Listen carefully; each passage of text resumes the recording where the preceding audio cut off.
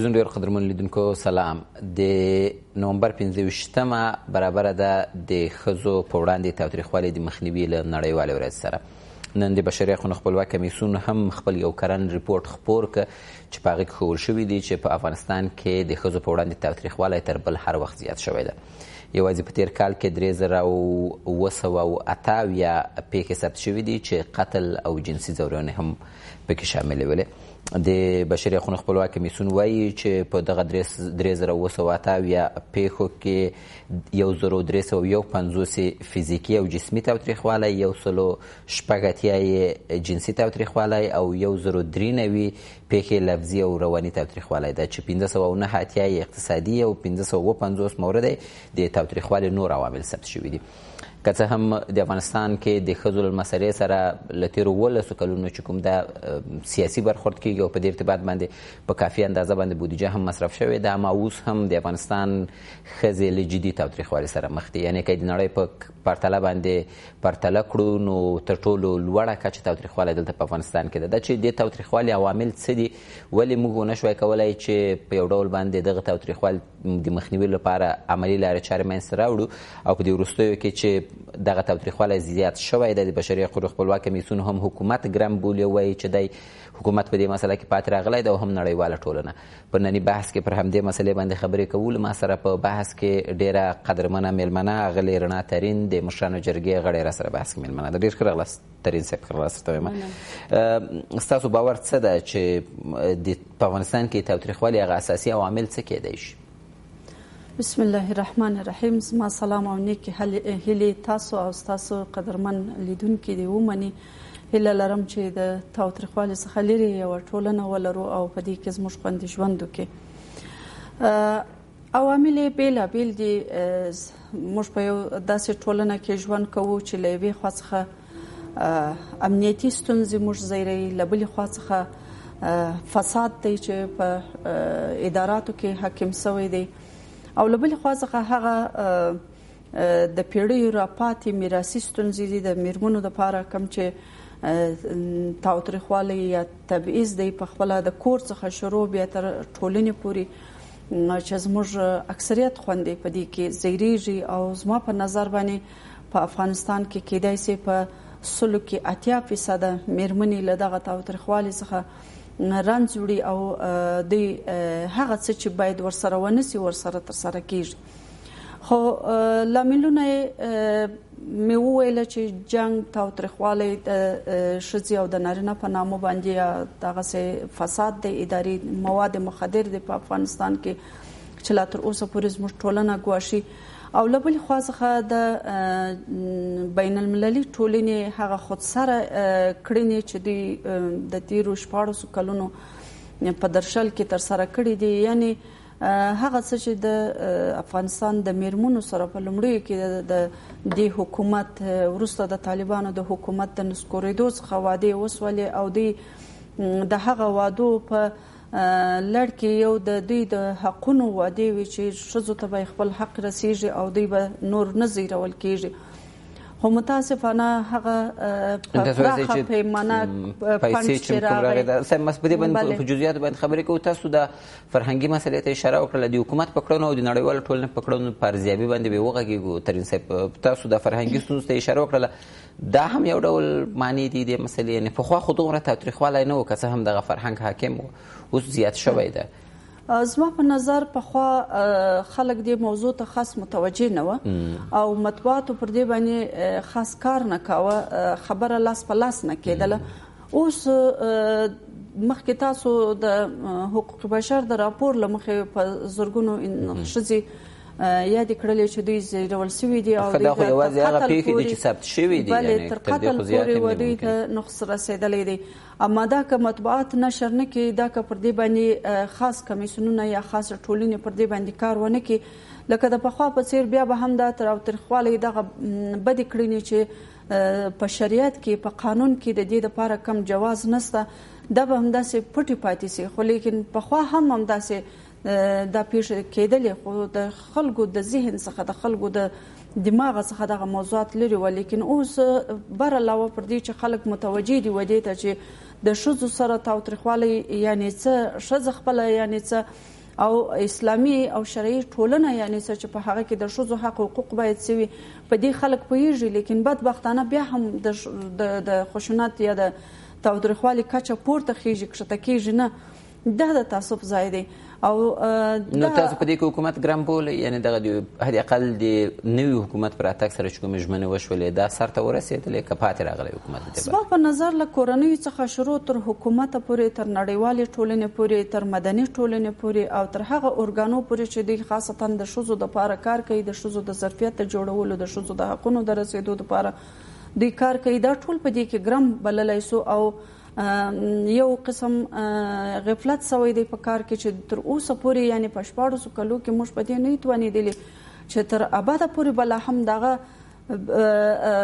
بد حالت د ښځو په وړاندې پروت او ښځې بېزغمي. دا د شرم ځای دی له یوې خوا څخه، او د بلې خوا څخه دلته هغه غفلتونه چې ترسره کېږي هغه هم څوک نه لري چې د دې پرسپال اوسي، د دې پوښتنه وشي چې دا ولې ورسره ترسره کېږي. نو که حکومت غفلت کوي څنګه غفلت ده چې د حکومت یې کوي؟ مثلا ټول غفلت کوي، یوازې حکومت نه بلکې د فامیل د غړو څخه نیولې تر حکومت، تر مدني ټولنې، تر حقوق بشر، تر کمیسیون پورې، تر نړیوالې ټولنې پورې ټول غفلت کوي. اما حکومت یې بیا د قوانینو په اساس باندې، نړیوال کنونسیونو په اساس باندې مسؤلیت لري. دلته ټول مسؤلیت لري. یو پلار هم دا مسؤلیت لري چې د خپل لور سره خشونت ونه کړي.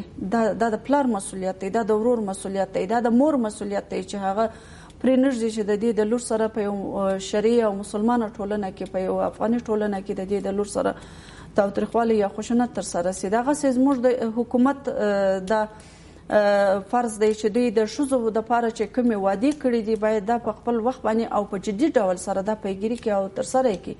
له بلې خوا څخه مدني ټولنې، د مدني ټولنې فعالان دا نارې وایي هره ورځ چې د ښځو حقونه دي، د ښځو د ظرفیت جوړول دي، د ښځو دپاره د یو ښې ټولنې جوړول دي. زما په نظر دوی هم دغه کار داسې یو تجارتي شکل ورکړی دی چې د نړیوالې ټولنې توجه راجلب کړي او د دوی تر پروژو پورې، د دوی تر انجوګانو پورې یو څه ورسېږي. الان چې که چیرې دوی کار کولی نو موږ به د داسې بدو پیښو شهیدان نه وای نن په افغانستان کې. او له بلې خوا څخه هغه ارګانونه دي د خپله د ښځو چارو د وزارت په شمول باندې هغه ارګانونه دي چې دوی د بشر د حقونو بالخصوص د ښځو د حقونو نظارت کوي او دوی په دې اړه باندې کار کوي، پند اخلي او د دې لپاره یو خاص استراتیژیک پلانونه دوی لري. زما په نظر باندې دوی هم په پراخه کچه سره غفلت کړی دی. مثلا د ښځو وزارت چې اوس په کافي اندازه فنډ هم لري، حکومت هم پسې ولاړ د قدرت هم ورسره د ولې نشي کولی؟ د کال ته ظرفیت کم ده، مشکل چیرته ده واقعا؟ د ظرفیت پر کمیدو باندې ټینګار نسم کولای، په دې خاطر چې له وزیر نه شروع تر اخر فرد مامور پورې حتما لوستي او باسواده خلک دي او دوی کولی شي چې کومک وکړي. لیکن دا چې ولې نه کوي، فقط د دوی بهانه دا ده چې موږ یو پالیسي ساز وزارت یو او موږ په اجرایي ډول سره هیڅ نسو ترسره کولی. حد اقل زما په نظر باندې دا خو کولی شي چې پر نور اجرایي ارګانو باندې دوی فشار وارد کړي او فشار ور باندې راوړي، دا ورته ووایي چې تاسو زموږ سره هم کلام سئ، په هغه څه کې چې موږ ګام اخلو، قدم اخلو، زموږ سره قدم واخلئ. لیکن بدبختانه چې د پالیسي په جوړولو کې هم دوی کم راغلي دي، پاتې راغلي دي، نسی کولای چې یو ښه پالیسي دوی د ښځو د ظرفیت د لوړېدو دپاره، د دوی د حقونو د رسېدو دپاره دوی ولري. او له بلې خوا څخه پر فشار باندې هم دوی کم راغلي دي چې دوی نسی کولای هغه اجرایي ارګانونه چې دوی کولی شي د ښځو دپاره کار وکړي، په خپلو ارګانو کې دوی پر هغو باندې فشار وارد کړي چې دوی د ښځو دپاره کار وکړي. لیکن مشکل په دې کې دی چې هر هغه ارګان ما مخکې درته ویل چې د ښځو لپاره کولی شي کار وکړي، هغوی کار نه دی کړی. که چیرې کار کړی وای نن به د ښځو په وضعیت کې بهبود راغلی وای. او دغه حالت چې نن ښځې لري، یعنی دا هغه څه دي چې ثبت شوي او رجستر شوي دي، شاید په 2 اندازه دونې اضافه ثبت او رجستر ونه اوسي د دولت سره یا د کمیسیونو سره یا خپله د ښځو چارو د وزارت سره. خو کاشکې چې نن په خپرونه کې د ښځو چارو د وزارت څخه هم یو نماینده وای، بالخصوص د حقوقو رئیس یې دلته وای، دا به ډېر ښه وای چې د دوی څخه هم پوښتل شوي وای چې ولې په دې کې لوړوالی راغلی دی. متاسفانه ترې صاحب د ښځو له مسلې نه په یو ډول باندې سیاسي او تجارتي استفاده کېږي، لکه څنګه چې تاسو مخکې ورته اشاره وکړله. اوس بحث دا ده چې د بشري حقونو د خپلواک کمیسیون خبره که کوو سمه ده، دوی په حکومت باندې انتقاد کوي چې حکومت پاتې راغلی، اما خپله د کمیسیون څه کړي دي؟ د کمیسیون هم په یو ډول ابزاري استفاده نه ده کړې د ښځو له مسلې نه؟ دا چې زه یو څه موده د ښځو د مشرتابه په راس کې د کندهار په ولایت کې پاتې شوې یم، نو همیشه به زموږ ګیله د دوی څخه دا وه چې دوی ولې څه نه کوي، ولې د یو چا غږ تر یو ځای پورې نه پورته کوي. د دوی خبره دا وه چې موږ یوازې نظارت کوو او راپور ورکوو، نور څه موږ نسو کولی. الان چې دلته یو طبقه یا یو قشر د دې ټولنې غرقیږي او دوی هره ورځ رنج وړي، د دې څخه درد احساسوي. لیکن که وزارت ته وګوري، وزارت وایي چې موږ پالیسي جوړوو، نور څه نسو کولی. که کمیسیون ته وګورو، هغه وایي چې موږ یوازې نظارت کوو، راپور ورکوو جهاني ټولنې ته، او داخل د افغانستان کې موږ نور څه نسو کولی. نو دا کولی سي څوک؟ دغه ځای کې سوال دی چې دا کار څوک کولی سي؟ هغه څوک دی چې دا ښځې بالاخره د هغو ته سترګې په لار سي او دوی خپل غږ تر هغو پورې ورسوي. دا چې عدلي او قضایي ارګانونه زموږ په فساد کې تر سره پورې غرق دي، هغو دوی نسي کولی. د حقوق بشر کمیسیون یې نسي کولی، نړیواله ټولنه یې نسي کولی، د ښځو وزارت یې نسي کولی. بالاخره دا به تر کومه وخته پورې دا ښځې داسې چپ پاتې، تر څه وخته پورې به دا رنج تحمل کوي او تر څه وخته پورې به د دوی په مخ ټوله دروازې تړلې وي. زما سره د یو ښځې په صفت، د یو افغانې په صفت دا سوال دی همیشه چې تر څه وخته پورې به ښځې دا ناخوالې تحمل کوي. دې باندې پوره خبر یو چې موږ مسلمانان یو، افغانان یو، او په یو داسې ټولنه کې ژوند کوو چې له پخوا څخه له پیړیو پیړیو راهیسې موږ ته په میراث دا تاوتریخوالی پاته دی. لیکن ولې پر دې باندې بنسټیز کار نه کوو؟ زموږ علما ولې په دې باندې لاس په کار کېږي نه چې دوی هغه سنت چې پاته دی د پیغمبر صلی الله علیه و آله وسلم څخه، هغه څه چې پاته دي د اسلامي احکامو شریعتو څخه، ولې دا په یو امانتداري سره تر خلکو پورې نه رسیږي؟ اوس کمیسیون وایي چې موږ ځینې کارونه کړي دي، هغه کارونه چې شوي دي فکر کوئ چې د ښځو په ژوند کې مثبت تغییر راوستی او که یې دې باعث شوي دي چې ښځې دغه روند منفي طرف ته سوق کړي؟ مثلا ځینې کارونه د ښځو په وړاندې تاوتریخوالي د قانون خبره کوي، یا مثلا د امن د خونو د جوړېدو خبره کوي. یو ډول په دې ټولنه کې هغه فرهنګ چې حاکم د ځینې داسې کارونه دي چې د دې فرهنګ او دغه د اعتقاداتو په خلاف باندې شوي دي. تاسو داسې نه ښکاري؟ قانون هم تر اوسه پورې نه توشیح شوی دی او نه پلی شوی دی. قانون هم یو خواته په طاق کې پروت دی او له بلې خوا څخه د امن د خونو جوړېدل پر ځای د دې چې ښځو ته په ګټه تمام شي، دا په ضرر تمام شوي دي. یو نوع د خشونت هم د همدغه ځای څخه راپورته کېږي. موږ په مابس کې ښځې لرو، موږ په دولت کې ښځې لرو، موږ په ملي شورا کې ښځې نه لرو، موږ په نورې غیر رسمي ټولنې یا ارګانونه چې دي موږ په هغه کې ښځې لرو. که چیرې دا ټوله وپوښتل سي او د دوی ستونزې چې په خپله همدغه کسان چې په راس کې قرار لري د همدغو ستونزې وپوښتل سي، شاید د دې ستونزې له هغو ښځو څخه چې په کورو کې دي زیاتې اوسي. ولې چې کله چې یو ښځه د کور څخه د باندې راوځي، هغه بر علاوه د هغه حقوقو چې دوی په کور کې لري، نور اداري حقوق او مسایل هم دوی ته راجع دي او دوی باید ولري، دوی باید مستفید اوسي. لیکن دا چې په خپله په اداراتو کې، دا چې په خپله په پارلمان کې، دا چې په خپله په مدني ټولنه کې د ښځو وضعیت د دغه قراره څخه وي چې موږ هره ورځ وینو، نو بیا به د کورو د ښځو پوښتنه څوک کولی سي؟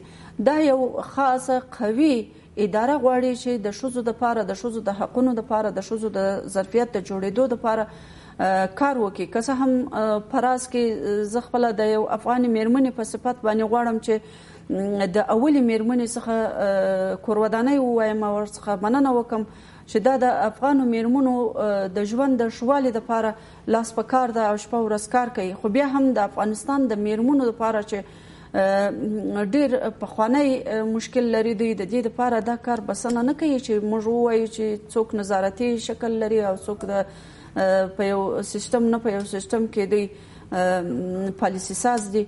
دا د افغانستان د ښځو د ژوند لپاره، د افغانستان د ښځو د آیندې لپاره، د نوي نسل د سمون لپاره دا هیڅ بسنه نه کوي او پر دې باندې موږ باید هیڅ کله پابند ونه اوسو چې دغه ارګانونه موږ لرو، بلکې د دې لپاره یو قوي ارګان پکار دی. لکه امنیت ته چې پکار دی، لکه فساد ته چې په کار دی، د ښځو د حقونو د ښځو د ظرفیت جوړېدو دپاره همدغسې یو ارګان په کار دی چې په قوي او جدي شکل سره د دوی دپاره او اجرایوي صلاحیت هم ولري چې اجرایوي صلاحیت. سعیده، اوس یو بحث دا دی، اجازه راکړئ په دې مقطع کې د بحث چې مطرح کېږي ډېر مطرح شوی ده، داسې ویل کېږي چې د ښځو له مسلې نه تاسو هم پرې خبرې وکړلې، د افغانستان د مېرمنو له مسلې نه په یو ډول سیاسي او تجارتي استفاده کېږي. یو بحث. دویم بحث دا ده چې دغه ټوله پروسه چې کومه ده دا یو څو ښځو دلته په کابل کې ګروګان له ځان سره نیولې ده، انحصار له دوی سره ده، که پیسې هم راځي هغه په یو ډول متاسفانه شخصي جیبونو ته ځي. مثلا د پکتیا لرې ولسوالۍ ته، د بدخشان لرې ولسوالۍ کې چې د ښځې څه حالت ده، په بامیانو کې چې په کومو ځایو کې دوی ژوند کوي او څه ډول صحي خدمات ورته رسیږي، دې ته ډېره توجه نه کېږي. ستاسو باور هم همدا ده چې دا پروسه په یو ډول انحصار ده؟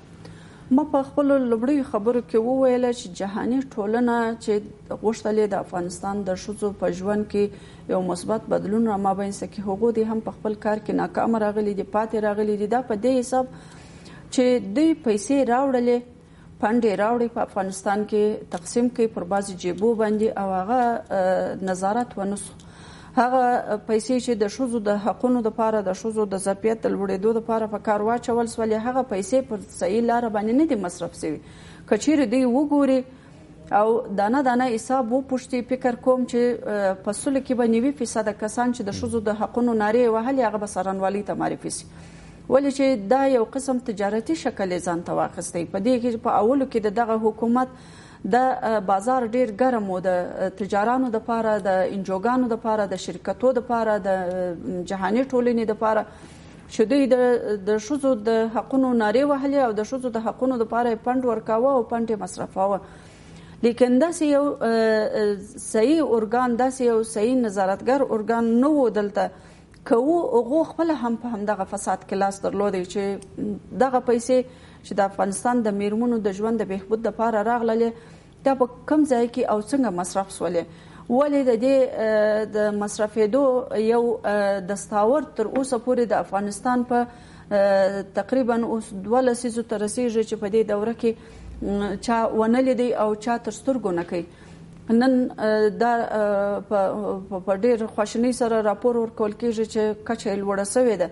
خو که حقوق بشر کولای سي دغه پوښتنه دې وکړي چې د ملل متحد یا نړیوالې ټولنې هر څوک چې و چې د ښځو دپاره یې دلته پیسې مصرف کړي، بودیجه یې مصرف کړله، دا یې په کوم ځای مصرف کړې ده او نتیجه بالاخره څه ولې نتیجه نه ده ورکړې؟ پر ځای د دې چې یو ښه دستاورد موږ درلودلی، یو ښه لاسته راوړنه مو درلودلی، بلکې نور هم عقب تللي یو، شاته تللي او پاته راغلي. اوس هم دغه حالت روان ده ترین صاحب. اوس مثلا دغه د 200 میلیون نه زیات یا تر 2.5 میلیونه ډالر چې د امریکې سفارت د افغانستان د ښځو لپاره ځانګړي کړي دي، دا د یو ارګان مصرفیږي. تاسو مخکې ورته اشاره وکړله چې لومړی مېرمنه په دې برخه کې ډېر کار کوي، یا انتقادونه دا دي چې په دې کې هم اوس فساد کېږي. حد اقل د پرموټ پروژه او دغه نورې پروژې چې په لاره اچول شوي دي، په دې کې پراخ اندازه او په پراخه کچه باندې فساد لګیا ده. اوس یې مخه نه ده نیول شوې. بله فساد که په افغانستان کې نه وای کچه نه لوړېدل.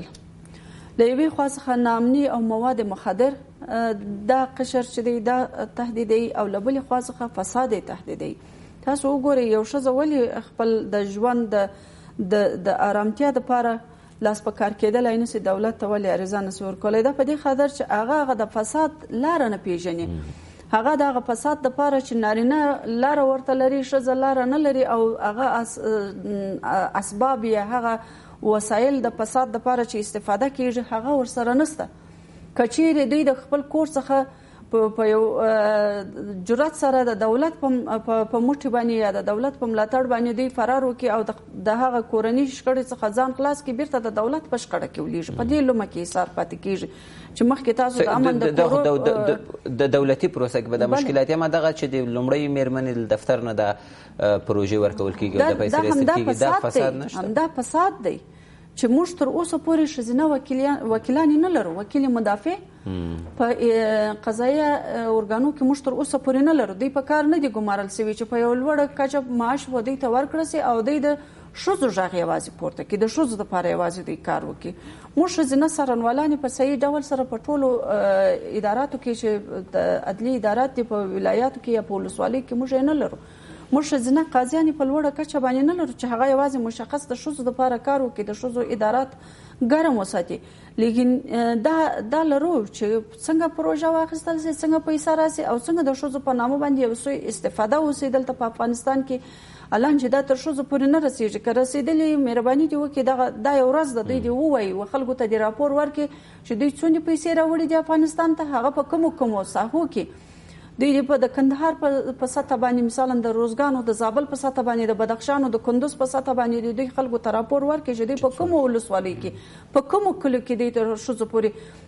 موږ تر اوسه پورې په اکثره ولسوالیو کې کندهار یو ډېر غټ ولایت دی، موږ د ښځینه مکاتب نه لرو، د هغو مکتبو ته توجه نه ده سوې، هلته ښځینه معلمانې نشته. الان چې په ډېره لوړه کچه باندې دلته پیسې ورکول کېږي د تعلیم و تربیې په بخش کې په معارف باندې مصرفېږي چې دوی نجونو ته مکاتب خلاص کړي په لیرو پرتو سیمو کې، هلته ښځینه استادانې په لوړ معاش باندې ورواستوي. ولې تر اوسه پورې نه دي استول شوي؟ تر لسو زیات داسې ولایتونه دي چې تر اوسه پورې یوه نجلۍ فارغه نه لري. یعنې دا کار چېرته شوی دی؟ دا پوښتنه فکر نه کوئ ترین صاحب دا لاره غلطه ده؟ دغه لاره چې کومه شروع شوې ده دا لاره سمه نه ده. د افغانستان د اوسنیو شرایطو ته په کتو سره دغه لاره سمه نه ده. که موږ ښځه په اقتصادي لحاظ باندې خپلواکي ورنکو، څنګه موږ دا توقع ولرو چې بالاخره دی د دې په وړاندې چې کوم تاوتریخوالی کېږي د هغه مخه دې ونیسي؟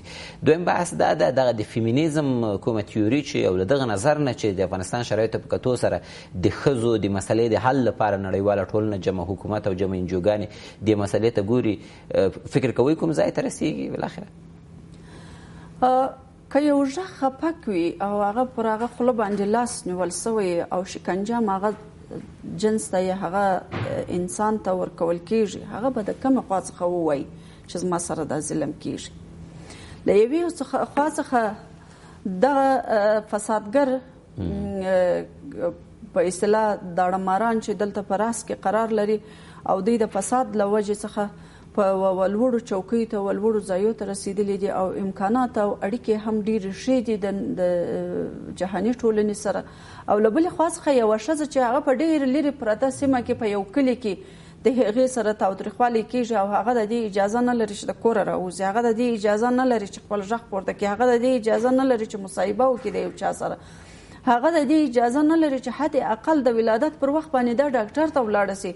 هغه ښځه به څنګه تر دغه داړه مار پورې خپل غږ راورسوي چې د خدای په لیاز زه وسوځېدلم زما څخه د اور مړ کوي څنګه؟ او دی هم دغونې دلته چې د پیسې ورته راځي، دغه پیسې باندې چې دوی خپل راکړه ورکړه کوي، تجارت کوي، دوی هم دونې وجدان نه لري چې هغه غږ احساس کړي چې هلته یو څوک شته چې ماته غږ کوي. دا هم هغه غږ نه احساسوي. ولې چې نن په افغانستان کې فساد په ډېره لوړه کچه باندې مخته روان دی. یوازې د ښځو په اړوند باندې نه، بلکې که موږ وګورو په هره اداره کې که یو څوک قدم ایږدي نو شاید د هغه د غږ د اورېدو دپاره یا د یو امضا د اخیستو دپاره میاشتې پر ده باندې ولګېږي چې دی د کابل په هوټلو کې دلته پیسې ورکړي، شپې ورځې تېرې کړي تر څو یوه امضا ترلاسه کړي. دا هغه څه دي چې نه غږ اورېدل کېږي او نه غږ ورته رسېږي. زموږ د ښځو قشر ډېر آسیب پذیره دی په دغه اوسني حالاتو کې چې له یوې خوا څخه مواد مخدر، یعنې تاسو وګورئ که موږ سروې وکړو شاید په سلو کې په 50% کورو کې موږ یو معتاد ولرو. د دغه معتاد جبران څوک کوي؟ همدغه میرمن ده چې کوي، همدغه خور ده، همدغه مور ده چې کوي په هغه کور کې. او که موږ له بلې خوا څخه وګورو د غیر امن ساحو د افغانستان په هر کور کې یو شهید او یو معیوب ورکړی دی. د دې جبران څوک کوي؟ همدغه ښځې کوي. بالاخره د ښځو پر سر باندې هغه معاملې ترسره کېږي چې نن په یو تجارتي مارکیټ بدل شوي دي. د ښځو حقونه، د ښځو ظرفیت لوړېدل، د ښځو په ژوند کې یو مثبت بدلون راوړل، دا په خپله یو مارکیټ ګرځېدلی دی. هغه ښځې چې په اطراف کې ناستې دي، هغه ښځې چې د دې ساحې څخه لرې دي، هغه ښځې چې دې ته هېڅ لاسرسي نه لري، هغو د اصلا هیڅ نه پوهېږي چې دلته څه روان دي. نو که د بحث جنبندي کو یوه دقیقه وخت د ترین صاحب څه باید وکړو؟ نړیواله ټولنه، جمع د افغانستان حکومت او جمع دغه نهادونه چې په دې برخه کې کار کوي. زما په نظر باندې تر ټولو غوره لارې د رئیس صاحب جمهور دفتر دی چې پر دې باندې باید د سره کتنه وکړي. هغه څه چې په 14 کلو کې تیر شوي دي د دې پوښتنه هم باید وشي. هغه څه چې نوي راځي هم، ولې چې زه چې څونې معلومات لرم رئیس جمهور په فساد پسې لستوڼې راغښتي دي چې راغښتي دي یوازې د نارینه‌وو په برخه کې دا کار نه کوي، بلکې د ښځو په اړوند باندې چې هغه ډېر جدي ضرورت لري ودې ته چې دوی پښتنه د هغو ښځو وکړي. رئیس جمهور باید د خپلې اولې میرمنې سره په ګډه په مشترک ډول سره دغه څه ته نور د پای ټکی کېږدي او ښځې د دا مشکل څخه خلاصې کړي چې دا هغه څوک دی چې نه څوک غږ اوري نه تر چا پر خپل غږ رسولی شي. سلامت اوسئ. ډېره مننه ترین صاحب کورونه چې بحث کوئ. سره قدرمنو لیدونکو ستاسو له ملتیا مننه کوو. خپرونه مو پای ته ورسېدله. تر بیا مو